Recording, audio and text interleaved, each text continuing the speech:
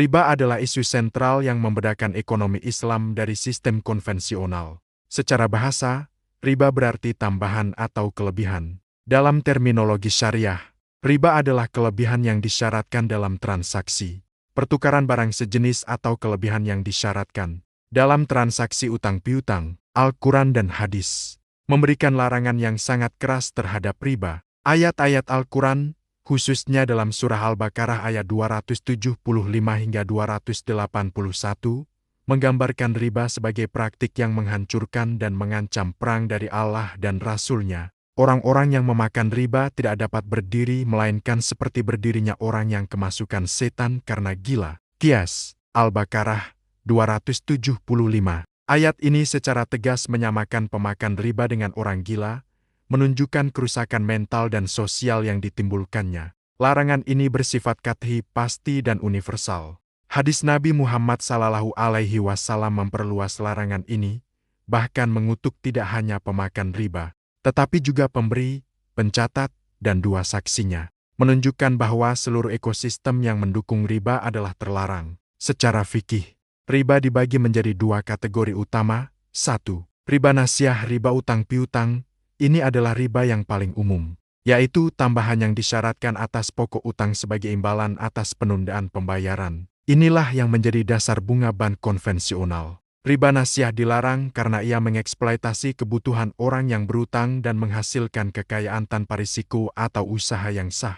Kedua, riba fadl, riba jual beli. Ini adalah kelebihan dalam pertukaran barang sejenis yang memiliki nilai timbangan atau takaran yang sama. Hadis Nabi menyebutkan 6 komoditas ribawi: emas, perak, gandum, jelai, kurma, dan garam. Pertukaran barang-barang ini harus dilakukan secara tunai ya dan biadin dan dalam jumlah yang sama mitslan bi mitslin. Larangan ini bertujuan untuk menutup pintu spekulasi dan menjaga nilai intrinsik mata uang serta komoditas pokok. Larangan riba bukan sekadar aturan tanpa alasan, melainkan didasarkan pada hikmah yang mendalam sesuai dengan maqasid syariah, tujuan-tujuan syariah, terutama hifz al-mal, pemeliharaan harta dan penegakan adil keadilan. Riba dilarang karena menciptakan ketidakadilan, zulm. Riba memastikan orang kaya semakin kaya tanpa bekerja, sementara orang miskin terbebani utang yang terus berlipat ganda. Menghambat investasi produktif.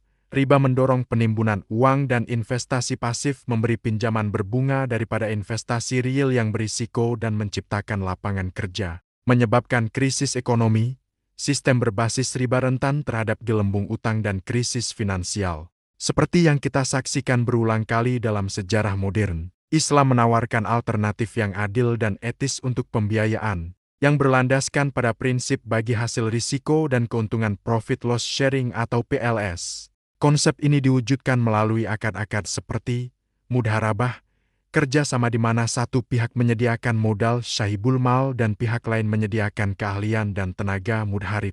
Keuntungan dibagi sesuai kesepakatan dan kerugian ditanggung oleh pemilik modal, kecuali jika disebabkan oleh kelalaian mudharib. Musyarakah, kerja sama di mana semua pihak menyumbangkan modal dan keahlian, serta berbagi keuntungan dan kerugian sesuai porsi modal atau kesepakatan. Akad-akad ini memastikan bahwa kekayaan dihasilkan dari aktivitas ekonomi real, bukan dari pertukaran uang dengan uang semata. Risiko dibagi, sehingga setiap pihak memiliki insentif untuk bekerja keras dan memastikan proyek berhasil. Kajian hadis riba menuntut kita untuk mengkritisi produk-produk keuangan modern. Apakah margin dalam murabahah jual beli dengan keuntungan benar-benar berbeda dari bunga?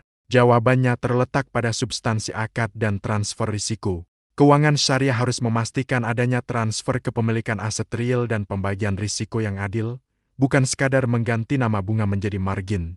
Prinsip sadal dharai menutup jalan menuju keburukan harus diterapkan untuk mencegah praktik hial rekayasa hukum yang menyamarkan riba.